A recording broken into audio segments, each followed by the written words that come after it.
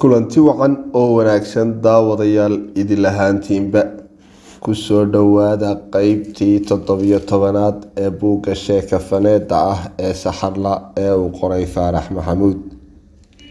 qaybta 17aad ee buugguna waxa ay ku bilaabmaysaa sida tan.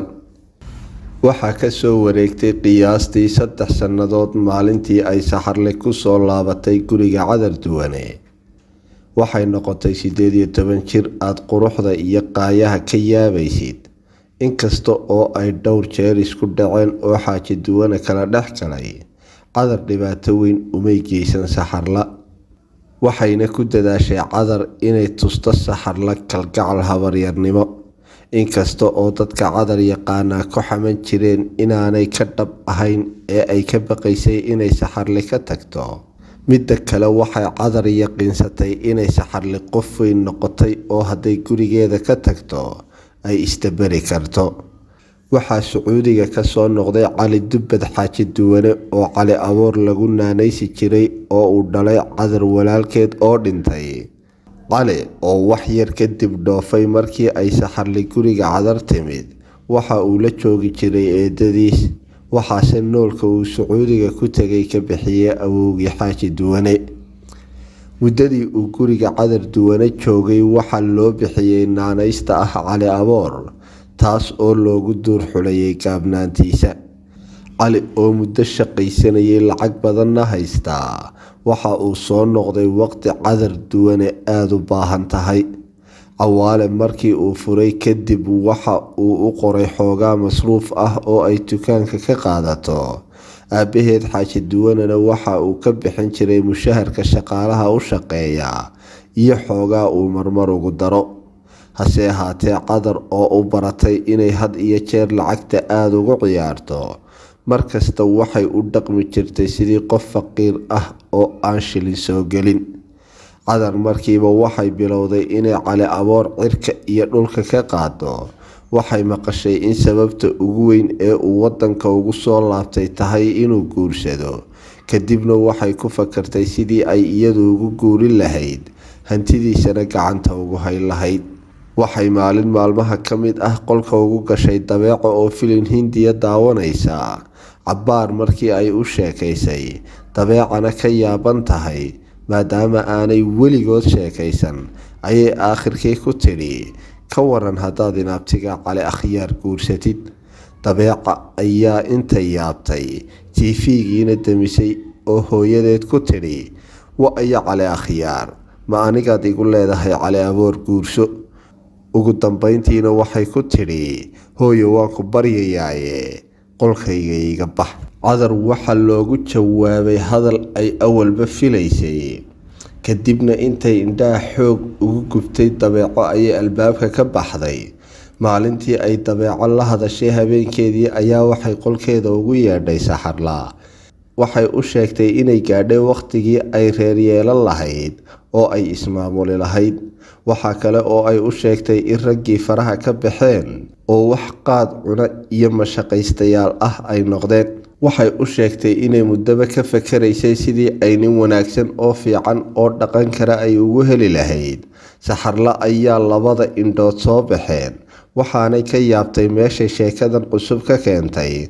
Cadar oo weli hadalkii guurka daldalaysa ayay Saxarle ku tidhi, habar yar, ma rabo inaan waqtiga kaa qaadee, anigu guur hadda diyaarumayhi, markii Ilaahay ka dhigo ayaan sugayaa. sheekadii Cadar way ka hadhi weyday, waxayna ugu darnayd markii ay ku tidhi Cali Aboor ayaan kugu darayaa. Saxarle waxay ogeyd in Cadar wax kasta oo dadku ka yaabaan samayn karto, ficil kasta oo ay ku dhaqaaqdana ay iyadu dan gaar ah ka leedahay ee aanay cid u danayn. ugu dambayntii intay Saxarle istaagtay ayaa Cadar ku tidhi, hadda ma bixi karaa. Cadar oo dhoola cadaynaysa ayaa ugu jawaabtay, iska bax, mar kale ayaynu wada hadli doonaaye. arrintaas ay Cadar ula timid Saxarle warwar iyo walbahaar ayay ku abuurtay. habeenkii oo dhanna way ka seexan weyday. saxarle sida wadkeeda ayay u hubtay inaanay cadar sheekadan ka hadhayn ee ay isku dayeysay inay ku guulaysato. qofka keliya ee ay arrintaas kala hadli karaysayna waxa uu ahaa Keenadiid oo laftiisu sanad ka hor ka tegay xaafadii Cudbi. waxa uu la degay habroodaagtii Kaafiya oo iyada lafteedu marka yareed Cudbi la joogi jirtay kadibna ka carartay markii ay dhibtay.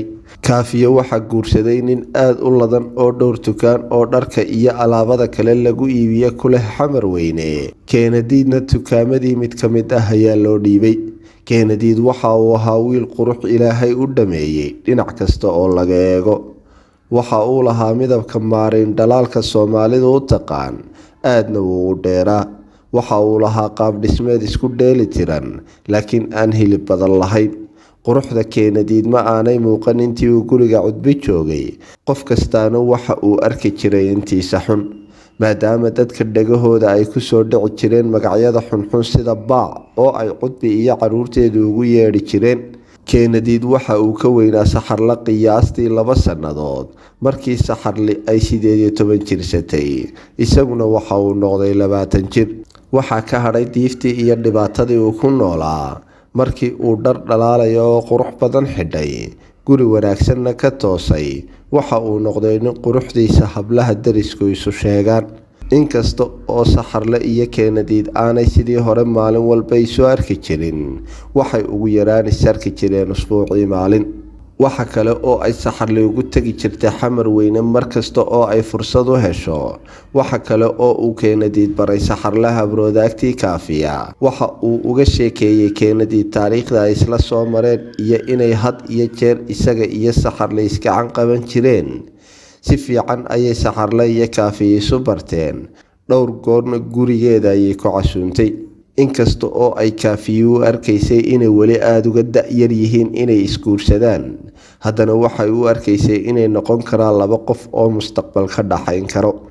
waxay Kaafiya u sheegtay Keenadiid in waxay dukaanka Saxarle uga baahata uu siiyo oo aanu lacag ka qaadin.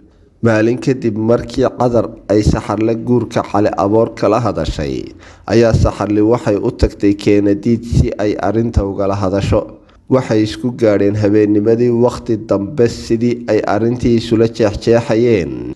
Keenadiid habroodaagtii Kaafiya ayaa u ballan qaaday in haddii uu rabo ay Sacuudiga u dhoofin doonto. niyaddana waxaa aad ugaga jiray in uu mar uun dhoofo. inkasta oo uu jeclaa Saxarle niyadiisana ay ku soo dhacaysay in uu ku yidhaahdo aan isguursano, haddana way ku adkaatay in uu waqtiga hadda la joogo uu mas-uuliyad weyn oo aanu qaadi karin dusha iska saaro. waxa uu ugu dambeyntii ku yidhi, u sheeg habaryarta oo guur ma raba ku dheh. Saxarle waxa ay Keenadiid ka filaysay intaas in ka badan. waxay ogeyd in haddii ay cadar hadalkeeda diido aanay arrintu sahlanaan doonin. waxay cadar ku taqiinay inay tahay qof aan ka hadhin waxa ay rabto ilaa ay hesho mooyaane. waxaa ka soo wareegay 4 beri maalintii cadar ay Saxarle kala hadashay guurka Cali Aboor. cadar waxay ogeyd inaanay Saxarle ka yeelayn inay ka dhaadhiciso guurka Cali Aboor. kadibna waxay casuuntay oo qadow karisay Cawrala Cabsiye iyo Xareedo Coljire. waxa kale oo ay siisay hadiyado ay ka mid yihiin diricyo iyo cadaro. inkasta oo aanay cadar iyo labada islaamood isku fiicnayn oo ay hadda ka hor arrinta Saxarle isku seegeen, ilaa iyo intii Cawaale furayba cadar waxay ku dadaalaysay inay deriska la heshiiso, maadaama ay cadar caan ku ahayd inay isku daydo inay dadka madaxa ka qabsato si wixii ay rabto ay uga hesho. Cawrala iyo Xareedo markiiba waa ay ka shakiyeen. kadibna Xareedo Coljire oo la kaftamaysa ayaa ku tidhi, cadar, maanta maxaa naga kaa soo galay casuumadan iyo hadiyadahani darisnimo ka weyne. ugu dambeyntii waxay u sheegtay inay rabto in gabadha yar ee ay habaryarta u tahay waa Saxarle ay u guuriso inanka ay eedada u tahay ee Cali Akhyaar. laakiin ay Saxarle ku yara madax adkaatay oo ay rabto inay ka dhaadhiciyaan inay danteeda ka shaqaynayaan. Cawrala Cabsiye ayaa intay qosashay cadar ku tidhi, naayaa cadar, diima badanida sawdigii inanka hadda ka hor u bixiyay Cali Aboor, goormaad Akhyaarna u bixisay. waxay cabaar kaftankii isku celceliyaanba Cadar waxay tustay islaamihii inay saxarla asxaan u samaynayso calina uu yahay nin akhyaar ah oo si fiican u dhaqan kara ugu dambeyntii waxay Cawrala iyo Xareeda aqbaleen inay saxarla la kulmaan waxaanay ku ballamiyeen guriga Cawrala cabsiye markii ay la kulmeen albaabka ayay hoosta ka xidheen waxay ka dhaadhiciyeen in aanay isu arag inan yar oo aan waxba kala garanayn waxa ay dabada u qabteen faanin iyo inay awood weyn u leedahay inay reer yeelato oo ay dhaqan karto waxa kale oo ay dib ugu noqdeen noloshii adkeyd ee ay soo martay gaar ahaan muddadii ay guriga dheera joogtay oo ay ku sigatay in hablihii jidhkooda la iibinaya ka mid noqoto waxay ku cabsi geliyeen in haddii ay Cadar taladeeda diido ay guriga ka eriyeyso kadibna ay halis u tahay inay noloshii adkeyd dib ugu noqoto suurtagal ay noqon karto inay noqoto gabadh xun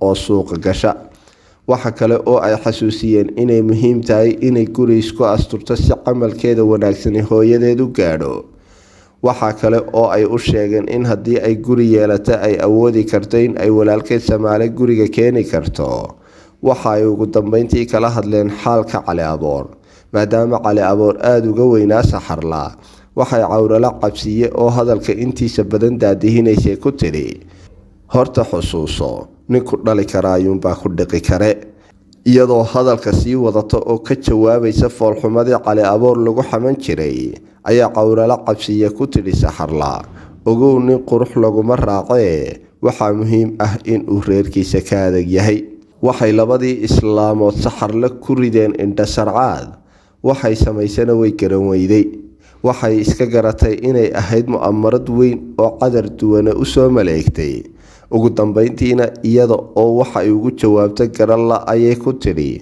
bal waan ka soo fakaraya waxa markiiba ka daba hadashay Cawrala cabsiye oo ku tiri na waxna ha soo fakarayne Ilaahay iska tawakkal kadibna saxarlo albaabka ka sii baxaysay labadoodiiba ka sii daba yiraahdeen waanu ku ducaynaynaa Ilaahay iska tawakkal markii ay saxarle guriga ku noqotay Cadar waxay dhex taagnay daarada iyada oo la hadlaysa Cali Aboor ayayna saxarla ku tiri ii waran habar yar oo xaggaad maanta ku maqnayd waxay iska dhigtay inaanay la soconba sheekada Cawrala iyo Xareeda kala hadlayeen kadibna intay gacanta qabatay oo xaqii qolkeeda ula dhaqaaqday ayay ku tiri bal kaale habar yar aynu wada hadalle muddo saacad ka badan ayay la hadlaysay iyada oo urbaaraysay oo eegaysay bal in ay islaamihii soo jilciyeen iyo in kale waxaanay ka dareentay inaanay weli diyaar ahayn laakiin aad moodid inay soo dabacday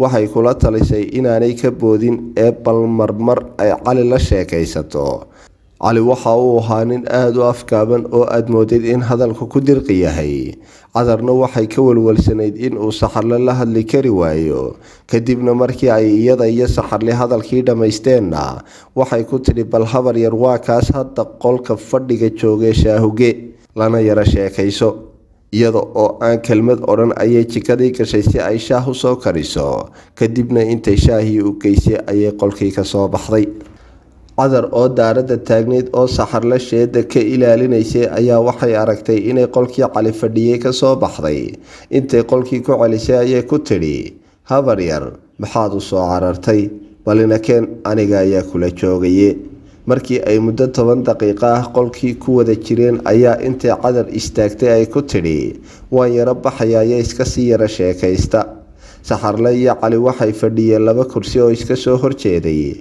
iyaga oo aan midkoodna kelmad oran ayay is eegayeen in muddo ah saxarla ayaa markii dambe intay xishootay gacanteeda wajiga saartay oo dhulka hoos u eegtay markii ay isku daaleen sida isku eegayeen ayuu Cali ku yiri walaal waxaan ka ilaaway in aan hadiyad aan ku siday ku siiyo kadibna inta uu kacay ayuu shandadiisii soo qaaday waxa uu ka soo saaray laba quraaradood oo Cadar ah laba diric laba garbasaar iyo kabo markii uu u dhiibay kadibna waxa uu ku yiri insha Allah marka labaad ee aan noqdo ayaan hadiyad wanaagsan ku keeni doonaa saxarlo oo aan wali Cali u jawaabin oo hadiyadii uu siiyay ay dhabta u saaran tahay ayaa waxa albaabka ka soo gashay Cadar duwane oo ku tiri haye ma sheekaysateen iyada oo aan cid u jawaabin ayay saxarle kacday iyada oo albaabka kasii baxaysa ayaa inta ay dib u soo jaleecday Cali ay ku tidhi mahadsanid.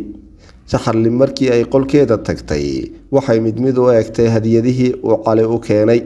inkasta oo qadar duwanay iyo caruurteedu nacas badow ah ku xaman jireen, waxay ka yaabtay sida uu u soo doortay dharka quruxda badan iyo qadarka heerka sare ah.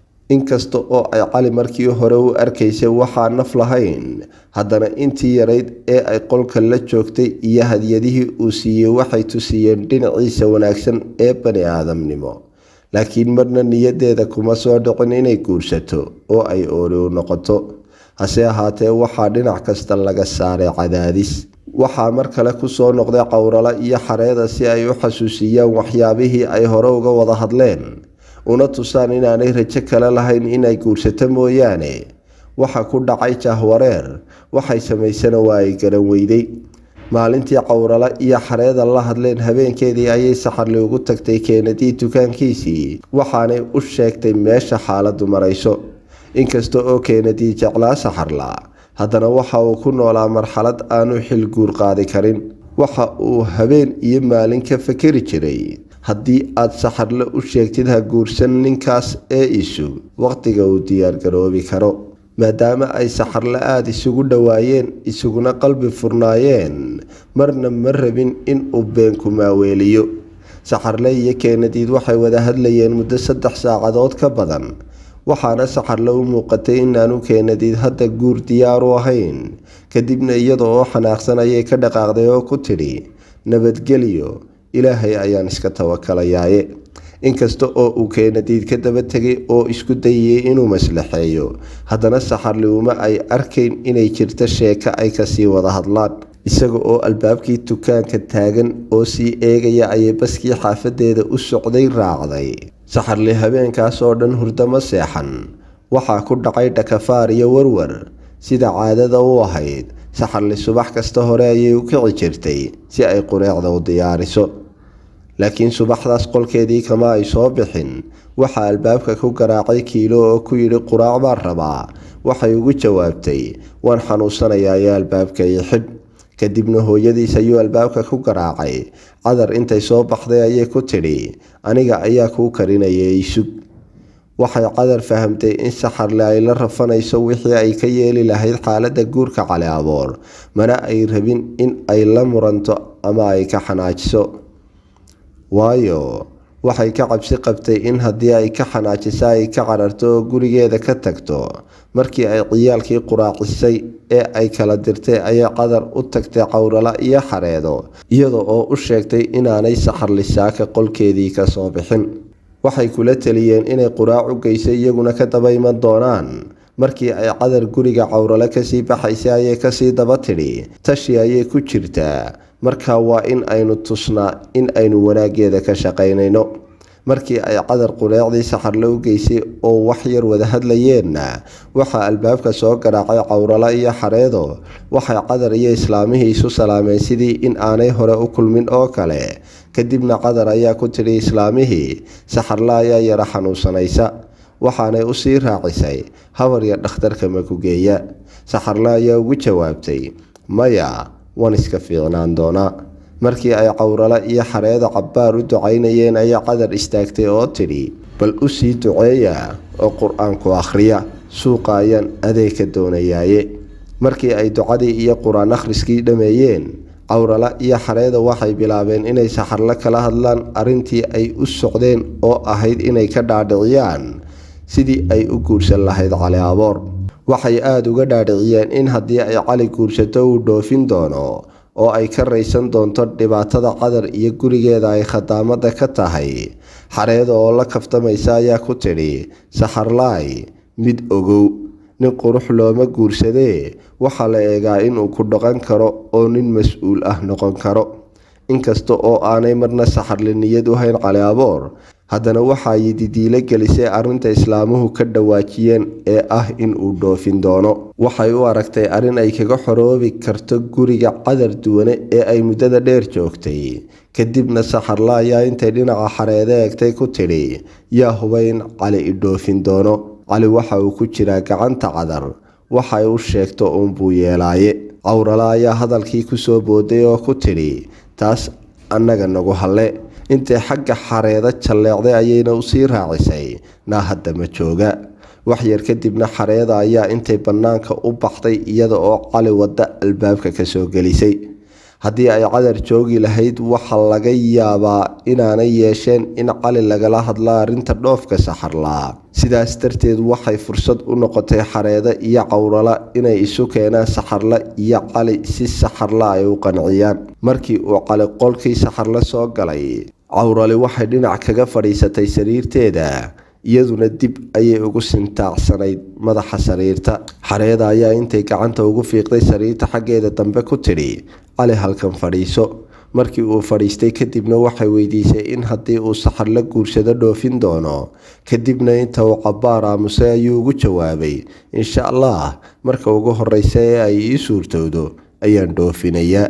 kadibna Cawrala ayaa hadalkii qaadatay oo ku tidhi, Caliyow, waad ogtahay gabadhani dhibka ay soo martay.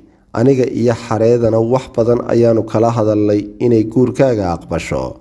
markaa ballanta aad qaaday ha ka bixin. Cali oo nin aad u hadal gaaban ahaana waxa uu ugu jawaabay, insha Allah. iyaga oo hadalkii iska dhammaystay oo Cali su'aalo ka weydiinaya nolosha Sacuudiga ayaa waxaa albaabkii soo garaacday Cadar oo suuqa ka soo laabatay.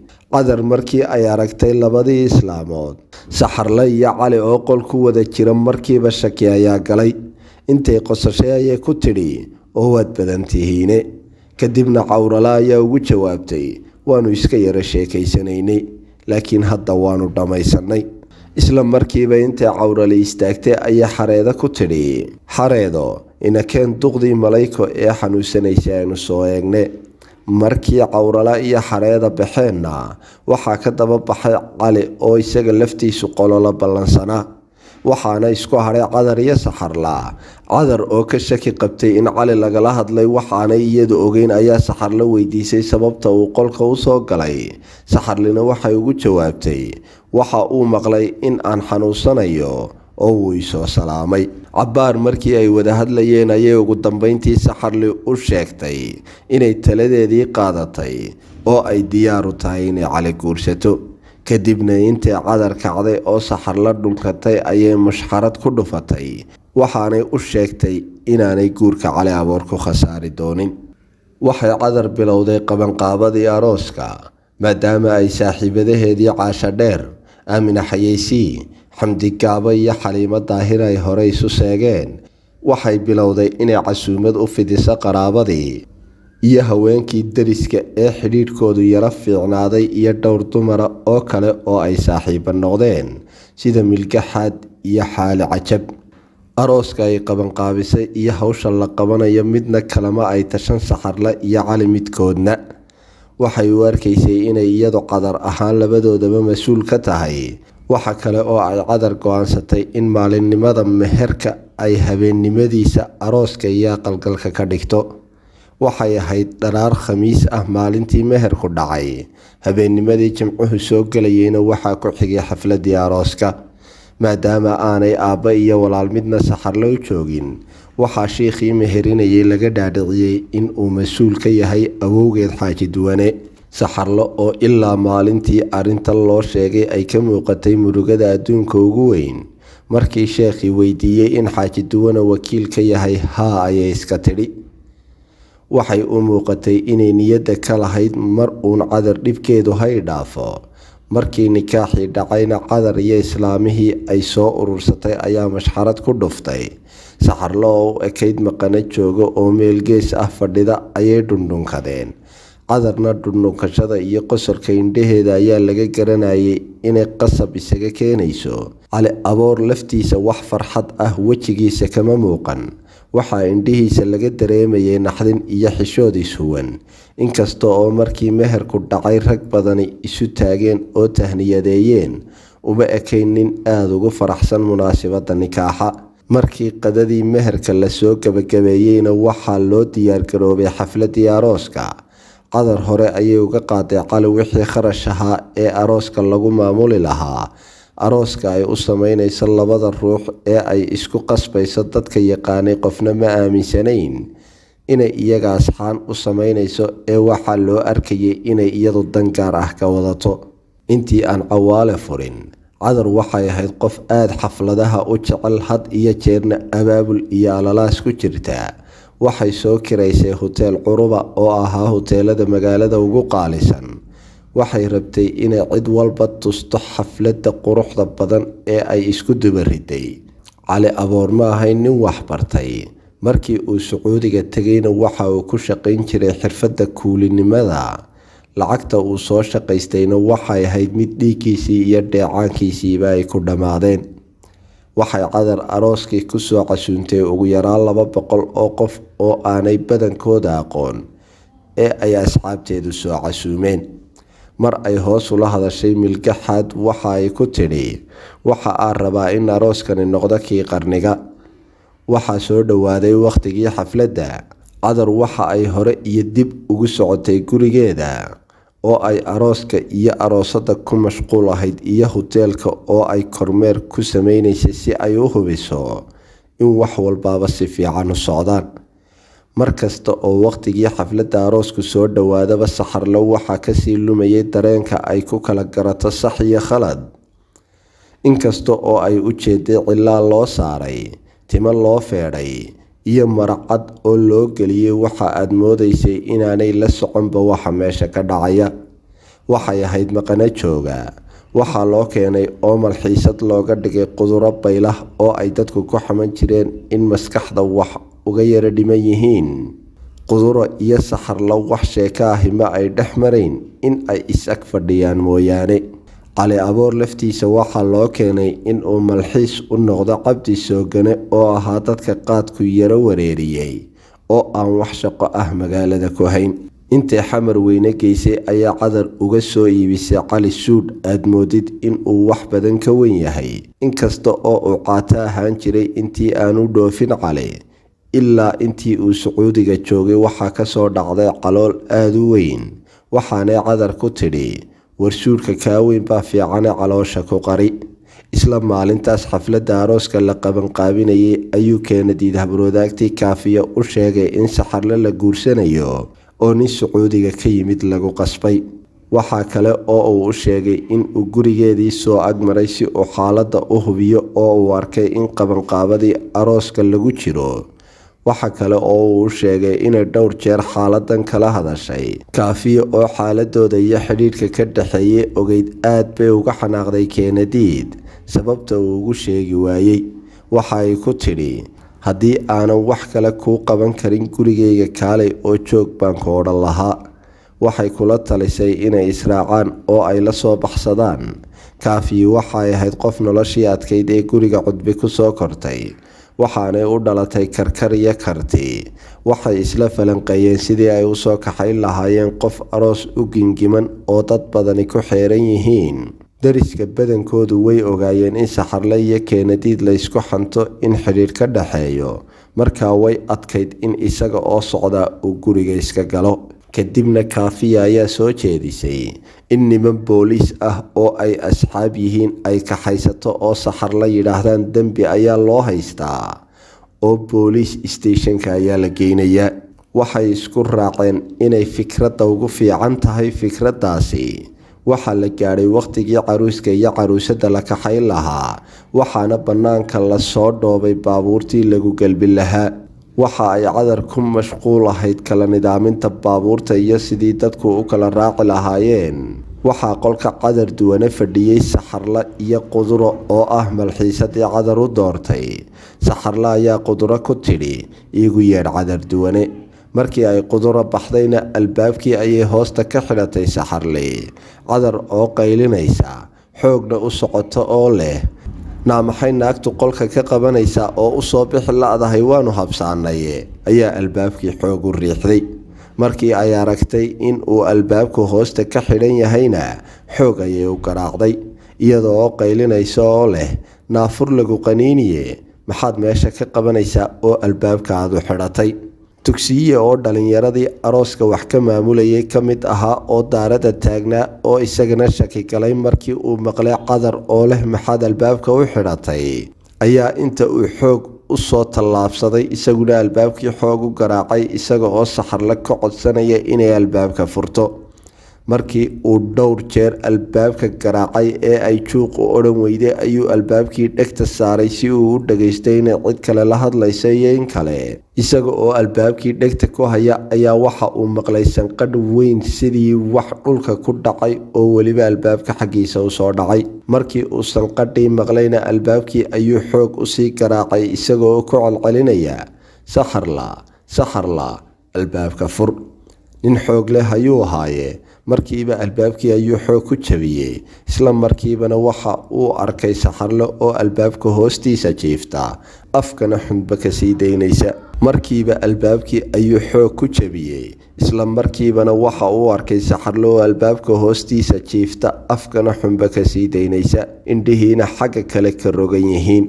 Markii uu arkay gabadhii oo afka xunba ka da'ayso oo suuqsanna inta uu khalkhalay ayuu qaylo ku dhuftay isaga oo leh, war gabadha naftii ayaa ka socotee kaalaya ila qaada. Markiiba Digaale oo ordaya ayaa qolkii soo galay. Waxa uuna weydiiyey waxa ku dhacay gabadha. Intii aanu u jawaabin ayaa waxa uu arkay quraarad dhulka taala. Dugsiye ayaa markiiba quraaradii la booday oo sanka saaray. Kolkaas buu yidhi, war DDTdii bay cabtay ila qabo, u malayn mayna inaynu cisbitaalka nolol ku gaadhsiinayne. Kadibna inta uu midba dhinac qabtay ayay iyaga oo la ordayay gaadhi bannaanka taagnaa ku tuureen. Markiiba dadkii arooska ka shaqaynayay ee daaradda iyo qolalka dhoobnaa ayaa dareemay dhibaatadii dhacday.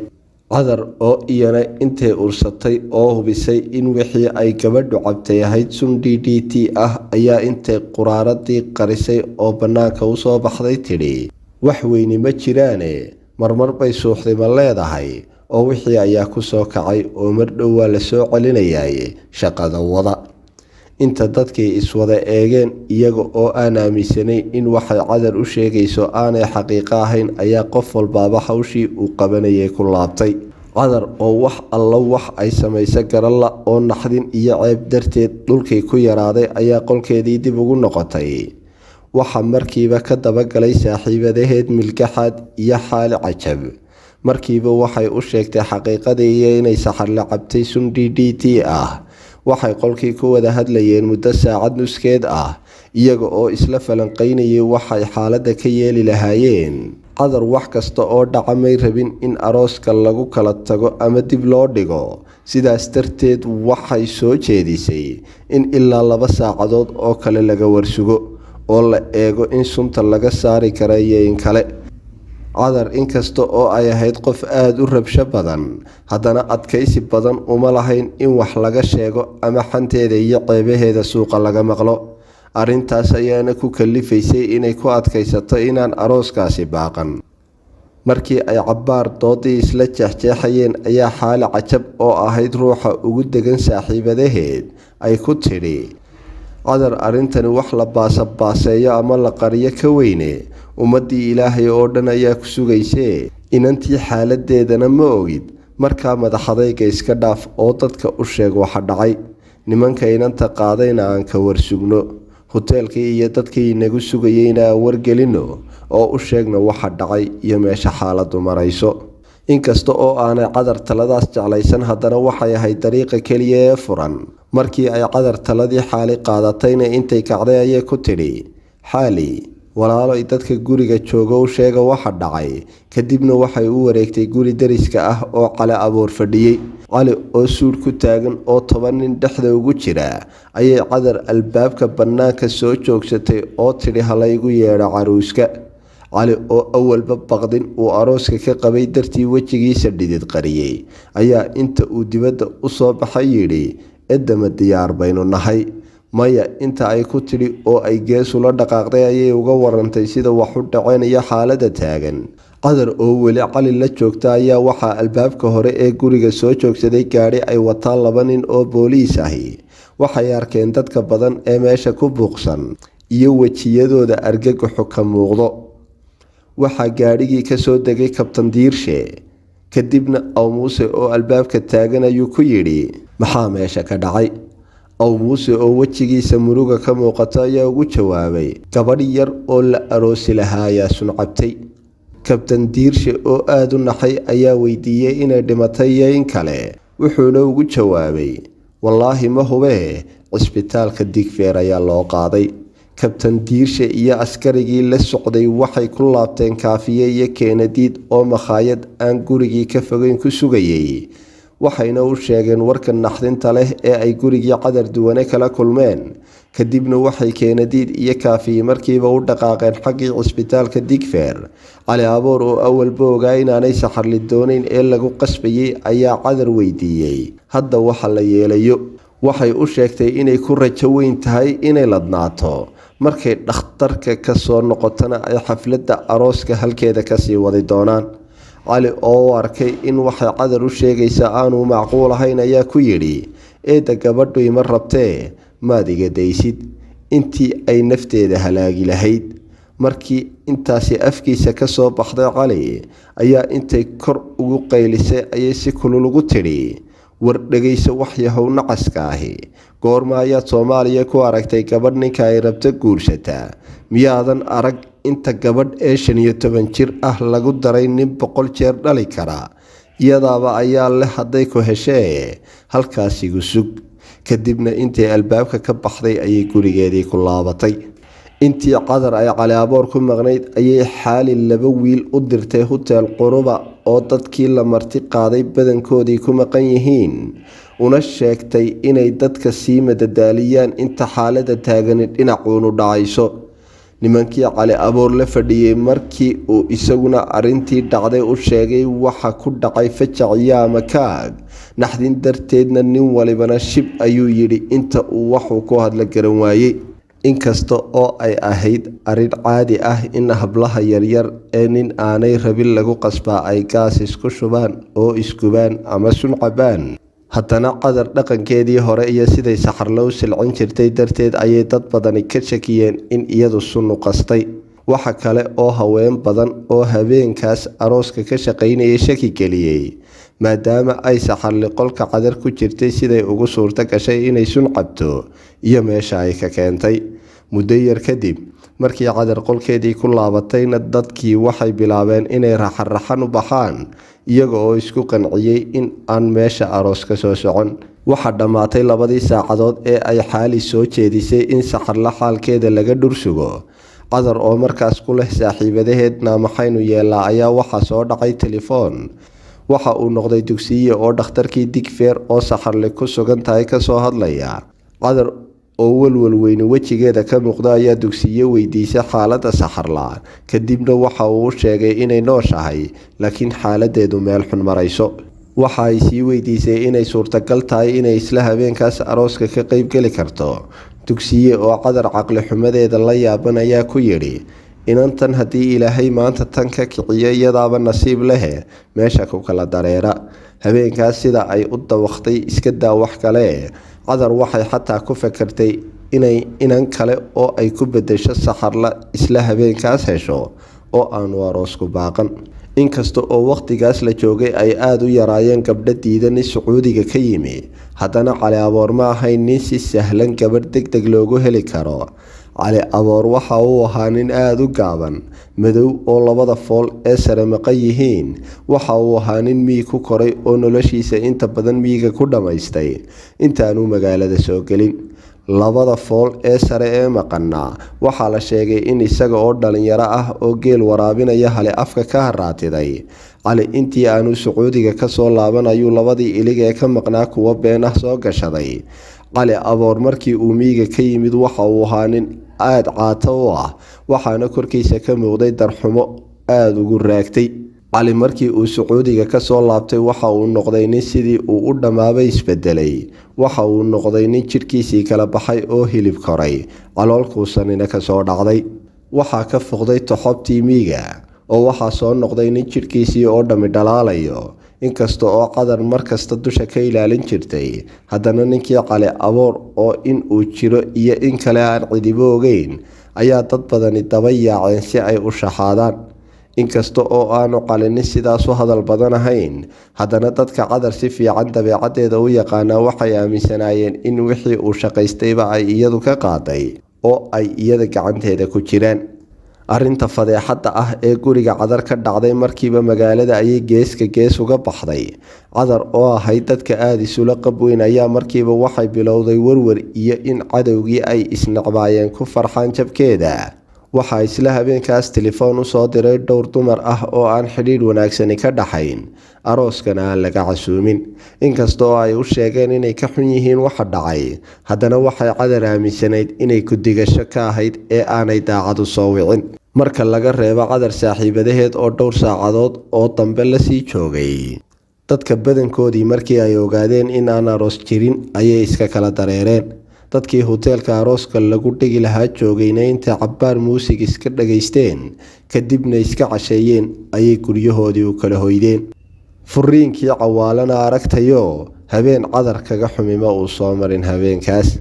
Waxay saaxiibadaheed oo waaninaya markii ay arkeen iyadoo isku buuqsan ugu jawaabtay, Cawaale isaga unbaa tegay sumcadayda ma uu qaadan, arrintanise mid aan sugayay maaha. Habeenkii intiisii badnaa Cadar laba indhood isuma keenin. Sidii ay sariirtii u galgalanaysay oo u fakaraysay ayay salaadii subax wax yar ka horgamaaday. In ka yar 2 saacadood iyadoo jiifta ayaa wiil yar oo ay dhashay albaabka ku soo garaacay oo u sheegay in 2 nin oo booliis ah rabaan inay la hadlaan.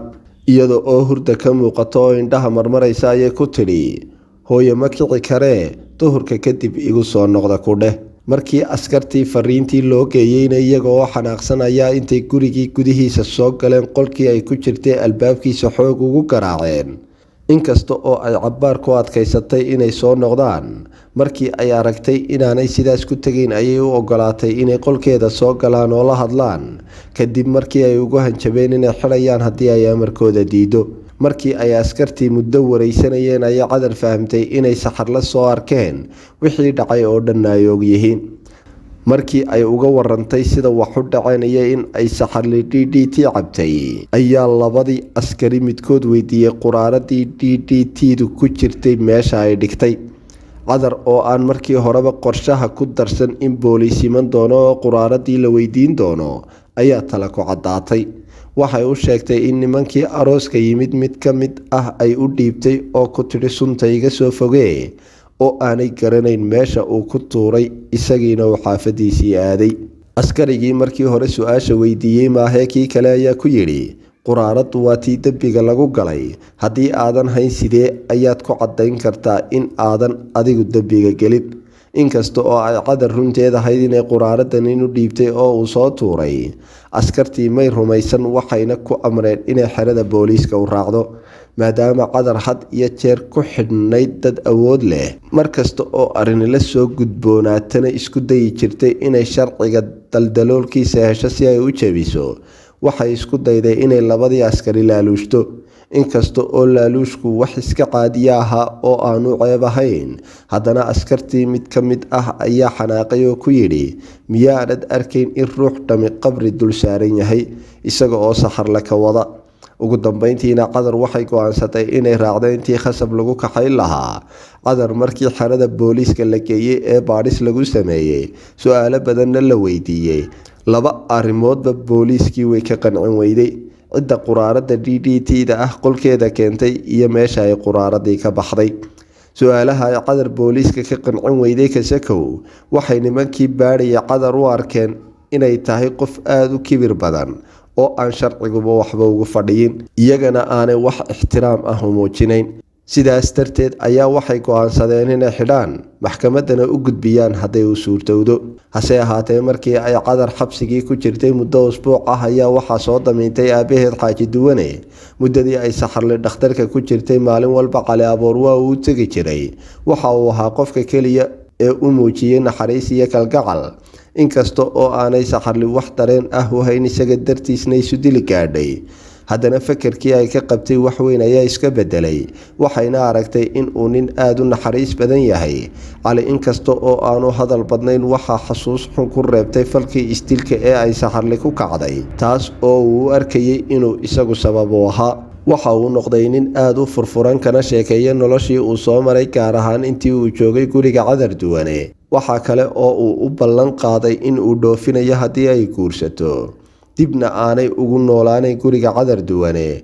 dhowr goor oo Cadar ugu timid dhakhtarka isagoo Saxarla la sheekaysanaya way ka dhaadhici weyday, waayo waxay u arkaysay in uu doqon aan sheekada aqoon yahay. Inkasta oo Kennedy dhowr jeer dhakhtarka ugu yimid Saxarla oo uu isyidhi bal kala hadal aayahooda iyo sidii ay xidhiidhkooda dib ugu hagaajin lahaayeen, waxay u sheegtay in markii ay u baahnayd uu gabay, isaga dartiisna ay nafteeda u haligi gaadhay. Markii Saxarla dhakhtarkeedii u sheegay inay aad u wanaagsan tahay oo ay tegi karto, Cali oo la joogay waxa uu ka codsaday inay guriga Cadar ku wada noqdaan. Inkasta oo aanay aqbalto oo dhan, haddana Saxarla dareenkeeda waxaa ka muuqday inay u leecayso dhinaca Cali oo ay rabto inay iskaga nasiibsato. Markii ay gurigii Saxarla iyo Cali ku soo noqdeen, waxay aragtay Cadar in uu Cali Aboor aad isu bedelay, oo aad moodid in uu Saxarla gacanta ku dhigay oo uu isagu maamulayo. Cadar had iyo jeer ma aanay jeclayn in awoodeeda la dhantaalo ama howlaha ay gacanta kula jirta la farageliyo. Waxay u arkaysay ama rabtay in Saxarla iyo Cali ay iyadu maamulkooda iyo gacan ku hayntooda ay leedahay, aad bayna uga xumaatay in ay fursad isu helaan.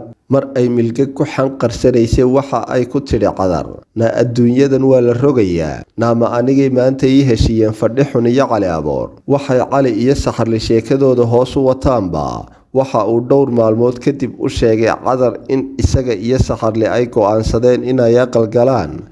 Waxa kale oo uu sheegay inaanay aroos rabin ee ay guri kiraysanayaan. Cadar hadalkaas way ka muraara dilaacday, gaar ahaan markii uu sheegay inay guurayaan. Cadar markii ay arooska qabanqaabinaysay waxa qorshaha ugu jirtay inay Saxarla gurigeeda qol ka degto, shaqadii ay u haysayna ay halkaas ka sii wado. Waxa ay istustay in guri Saxarla ay ka maqan tahay uu noqonayo guri madow, waxaanay isku dayday si kasta oo ay u joojin lahayd in aan arrintaasi dhicin.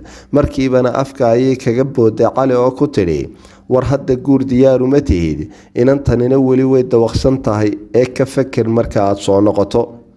Inkasta oo ay si kastaba isugu dayday inay Cadar hor joogsato aqalgalka Cali iyo Saxarla, labadoodiiba waxay u sheegeen inay ka go'an tahay arrintaasi.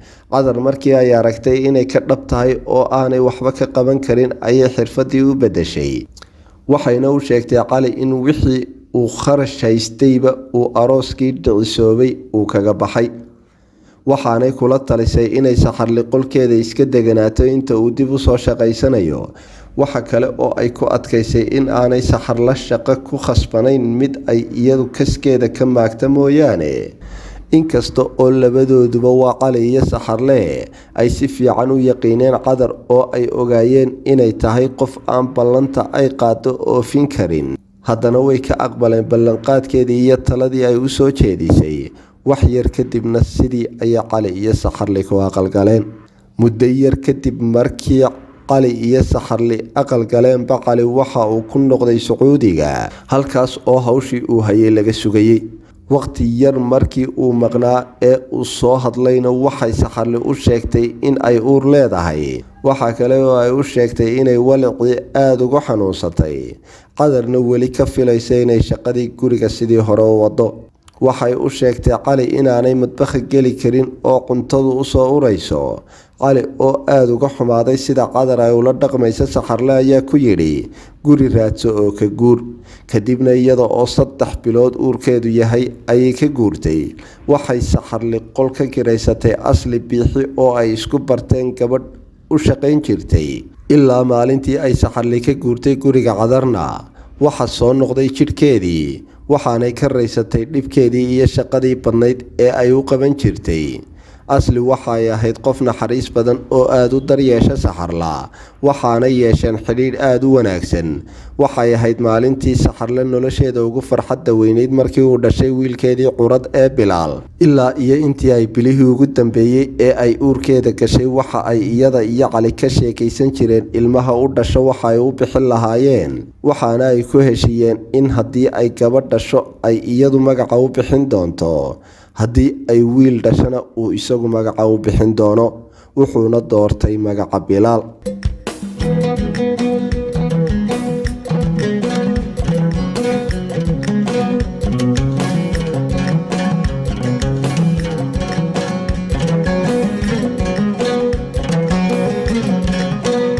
daawadayaal intaa waxaynu kusoo afmeeri doonaa qeybtii 17aad ee buugga sheekafaneeda ah ee saxarla ee uu qoray Faarax Maxamuud. qeybta xigta inta aynu isugu iman doonana waxaan idinkaga tegayaa sidaas iyo salaamullaahi calaykum waraxmatullaahi tacaala wabarakaatu.